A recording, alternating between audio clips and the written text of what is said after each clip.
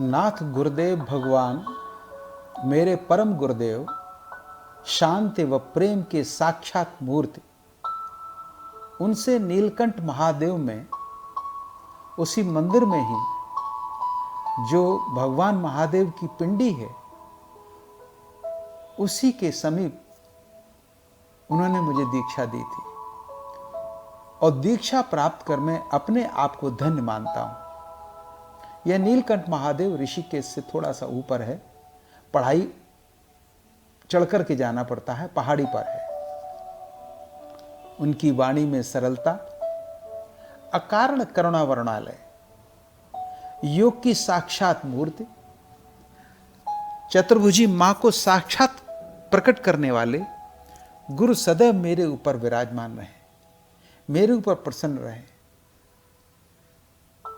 मेरे मस्तक पर सदैव उनका कृपा का कर मेरे ऊपर रहे, ऐसी कामना करता हूं, ऐसी उनसे बारंबार प्रार्थना करता हूं। घर अक्सर आया करते थे।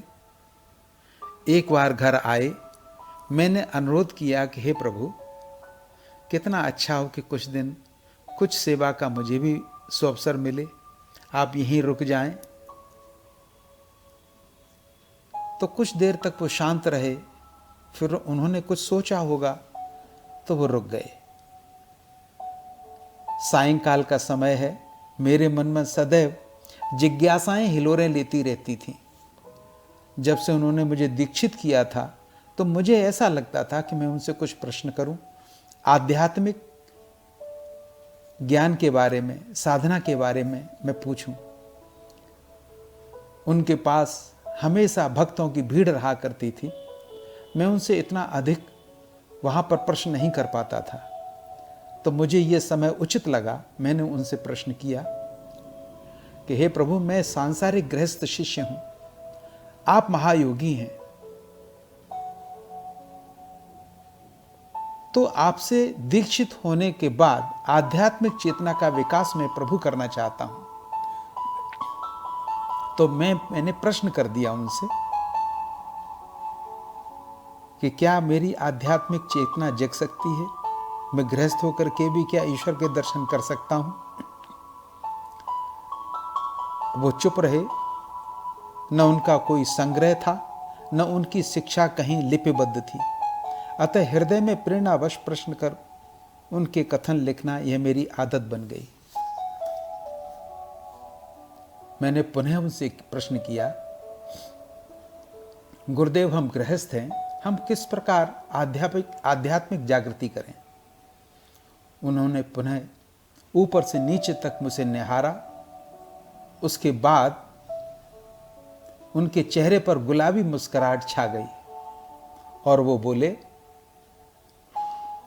तुम गृहस्थ हो और ज्ञानी भी हो, विज्ञान के सहारे चलते हो, अतः आध्यात्म को विज्ञान के सहारे ही समझने का प्रयास करो।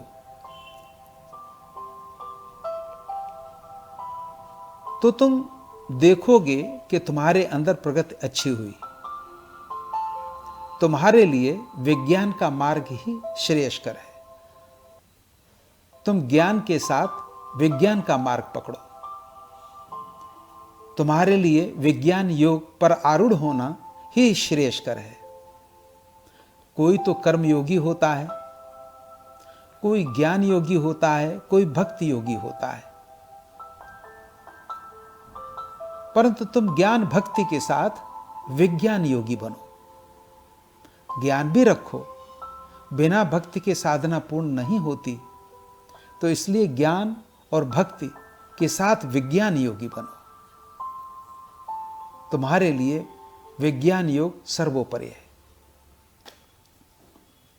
प्रथम तो यह जान लो कि तुम चैतन्य हो, तुम्हारे भीतर आत्मा का वास है। आत्मा तुम्हारे शरीर में ओतप्रोत है, वह नित्य है। इससे पृथक सभी वस्तुएं अनात्मा हैं, सब जड़ हैं। चैतन्यता इसी में है। इसी आत्मा के कारण तुम्हारे शरीर में सभी चैतन्यता के लक्षण प्रकट होते हैं। ऐसे मानो कि तुम आत्मा के समुद्र में विचरण कर रहे हो, तुम्हारे चारों ओर आत्मा ही आत्मा है। जैसे कोई वायु होती है तो वायु के समुद्र में तुम अपने आप को महसूस करते हो। जैसे जल में रहने वाले पक्षी, उनके चारों ओर जल होता है, जल ही उनका प्राण होता है, जल से उन्हें बाहर निकाल दो तो वो मर जाएंगे। ठीक इसी प्रकार से तुम्हारे भीतर वायु का, तुम्हारे चारों ओर वायु का, तुम्हारे भीतर वायु ओतप्रोत है। जब ये बाहर की वायु शरीर के भीतर रहती है तो वह प्राण कहलाती है, और शरीर से बाहर होती है तो यही वायु कहलाती है। तो वायु का विस्तार कहां तक है कि पृथ्वी इस को पूरी तरीके से वायु ढके हुए है, इतना इसका विस्तार है। तो पृथ्वी पर जितने भी जीव हैं वो वायु के बिना नहीं रह सकते। तो वायु इन सब का प्राण है। तो वायु जहां रह रही है, पृथ्वी के चारों ओर रह रही है, ये कहां रह रही है? ये भी इस ब्रह्मांड में रह रही है। तो ठीक इसी प्रकार से तुम्हें चैतन्यता कहां से प्राप्त हुई है? वह आत्मा से प्राप्त हुई है। और आत्मा कहां से आई है? ऐसे मान कर चलो, तुम परमात्मा रूपी समुद्र में घूम रहे हो, टहल रहे हो, तुम परमात्मा रूपी समुद्र में हो, तुम भी हो, पृथ्वी भी है, समस्त जीव हैं परमात्मा में ही रह रहे हैं। परमात्मा पृथ्वी में, पूरे अपने सौर मंडल में, सूर्य चंद्रमा में, ये सब परमात्मा में इनका वास है। और इनके बाहर जितने भी ग्रह नक्षत्र तारा मंडल हैं वो सब परमात्मा के भीतर हैं। पूरा ब्रह्मांड परमात्मा के भीतर है। जब वही परमात्मा किसी जीव के भीतर आता है तो वह आत्मा कहलाता है। ऐसे समझ लो तुम। जिस प्रकार से ये वायु जब आपके शरीर में प्रवेश करती है तो प्राण कहलाते ही है, ऐसे ही परमात्मा तुम्हारे चारों ओर हर दिशा में संपूर्ण पृथ्वी पर विद्यमान है। और वह जब इस शरीर में प्रवेश करता है तो वो परमात्मा कहलाता है। कोई भी स्थान उससे छूटा हुआ नहीं है। तो समझ लो कि जब परमात्मा जब तुम्हारे शरीर का संचालन करता है तो उसे आत्मा कहते हैं। यह आत्मा ही परमात्मा है, इससे पृथक सब अनात्म वस्तु है। अतः तुम सदैव अपनी आत्म चैतन्य के विकास व उसकी खोज में लग जाओ। तुम हो कौन? अपने आप को अधोगति में न डालो। अपने आप को हमेशा उत्तरोत्तर वृद्धि ही करते रहो, हमेशा ऊपर को उठाने का प्रयास करो। जीव का स्वभाव है नीचे गिरना। तुम्हारा काम है अपने आप को साधना, इसी का नाम साधना है। तुम गिर रहे हो, साध लो अपने आप को, यही साधना है। अचानक मेरे नेत्रों से अश्रुपात हो निकला, अश्रु की धाराएं बह निकली। पास में बैठा राकेश मेरे चेहरे को देखने लगा कि इनको क्या हो गया। मैं उनके सौम्य चेहरे को अनवरत देखता रहा। ऐसा विश्लेषण आत्मा परमात्मा को तो कभी किसी ने किया ही नहीं था जो आज सुनने को मिला। वो पुनः बोले कि देखो, तुम एक डॉक्टर हो, तुम्हारे पास सब सुख सुविधाएं हैं, तुम्हारा यश है, तुम्हारे पास धन है, अच्छा घर है, पत्नी पुत्र आदि हैं, इन सभी से सुख की अनुभूति करते हो। पर ये सब नाशवान वस्तुएं हैं, वह इनसे प्राप्त भोग भी नाशवान है। खूब सत्कर्म करो, दान पुण्य कर्म करो तो अन्य अन्य लोकों की प्राप्ति होगी, वहां भी सुख के भोगों की प्राप्ति ही होगी। पर एक समय ऐसा भी आएगा जब वे भोग समाप्त हो जाएंगे, क्योंकि ये भोग सब नाशवान है। तो नाशवान वस्तु से प्राप्त हुए भोग भी नाशवान ही होंगे, हमेशा न रहने वाले न होंगे। तो इन सब के प्रति अपने मन में वैराग्य को धारण करो। सभी कर्म करने होंगे, बिना कर्म के तुम रह नहीं सकते। तो न कर्म में न कर्म फल में लिप्त होना होना है, कभी इनमें लिप्त मत हो। दूषित कर्म से दूषित भोगों का निर्माण होता है, ऐसे मान लो, और शुभ कर्म से अच्छे भोगों का निर्माण होता है। अतः बंधन दोनों अवस्था में है।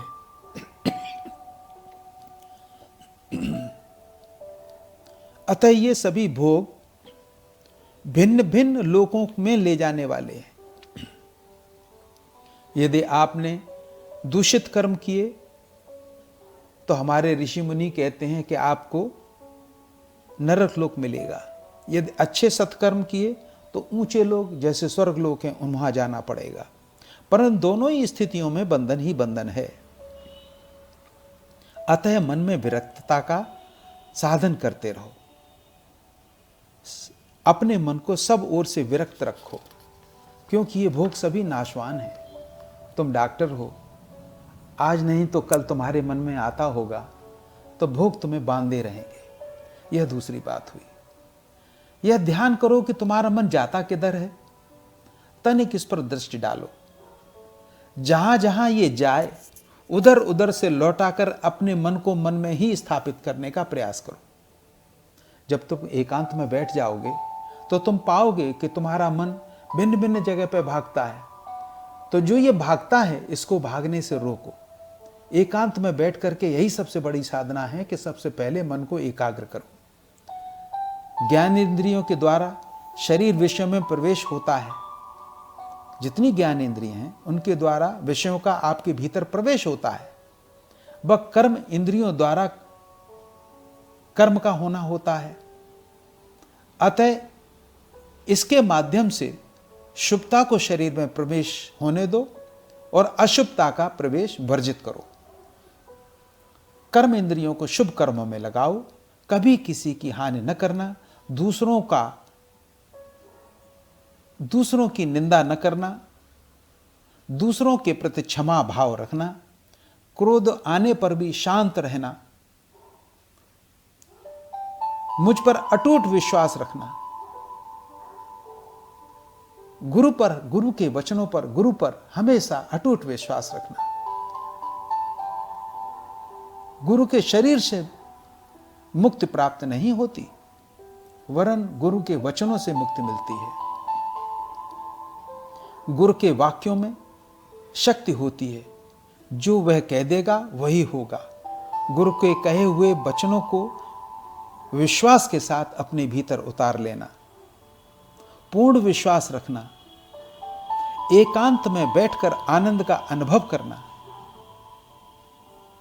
जो हाथ में तुम्हारे सर पर बालों पर स्पर्श कराता हूं उसको सदैव ध्यान में रखना। इसी स्पर्श का तुम ध्यान करोगे तो तुम्हें एक अलौकिक आनंद की अनुभूति होगी। तो मन को चंचल मत होने देना, इधर उधर भटकने मत देना।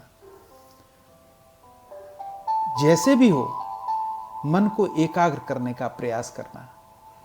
मन बालक के समान होता है, मन बंदर के समान होता है। जिस प्रकार बंधन में आकर बंदर भी बाचाल नहीं रहता, उसके गले में जब पट्टा पड़ जाता है तो वह चुपचाप बैठ जाता है।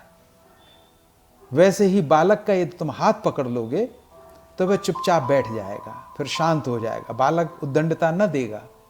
ठीक इसी प्रकार ये आपका मन है। मन को अपने बुद्धि के द्वारा पकड़ने का प्रयास करो, उसके ऊपर विवेक का चाबुक लगाओ कि तू जाता किधर है, चल इधर आ, और एक स्थान पर बैठाने का प्रयास किया करो। बैठ करके ये सोचो कि मन जाता किधर है। जितना जितना आप इसका मन को एकाग्र करने का प्रयास करोगे उतना उतना मन आपका परमात्मा की तरफ मुड़ता चला जाएगा। मन की गति है बहुत चंचल, इधर उधर भागता है। या तो ये संसार में ले जाएगा तुम्हें, बहिर्मुखी हो जाएगा ये, या अंतर जगत की ओर तुम्हें ले जाएगा, अंतर्मुखी हो जाएगा। ये जाएगा जरूर, रुकेगा नहीं। और जिस समय मन की गति शांत हो जाती है, सब चित्त की वृत्तियों का निरोध हो जाता है, उसकी पूर्णता का नाम ही तो योग है। तभी तो यह मन बुद्धि से मिलेगा और मन बुद्धि को लेकर के आत्मा में प्रवेश करेगी और आत्मा ही साक्षात परमात्मा का स्वरूप है। तभी तो आपको दिग्दर्शन होगा। मन के भटकने से क्या होगा? लोग कहते हैं मन एवं मनुष्याणाम कारणम बंध मोक्ष हो। मन से ही बंधन है, मन से ही मुक्ति है। ये गुरु के वचन हैं, इसको ध्यान रखना। मन को चंचल मत होने देना, मन को अधोगति में मत ले जा, मन को सदैव सर्वदा ये प्रेरित करना, तू परमात्मा में लग। हे मन तू परमात्मा की ओर जा, हे मन तू सत्संग में जा, हे मन तू अच्छी अच्छी बातों का श्रवण कर, अच्छी अच्छी बातों का बोलने का प्रयास कर, अच्छे अच्छे सत्कर्म इस मन के द्वारा कर। मन को अपने नियंत्रण में लेना, बिना इसके बात नहीं बनेगी। और गुरु के वचनों पर पूर्ण विश्वास रखना।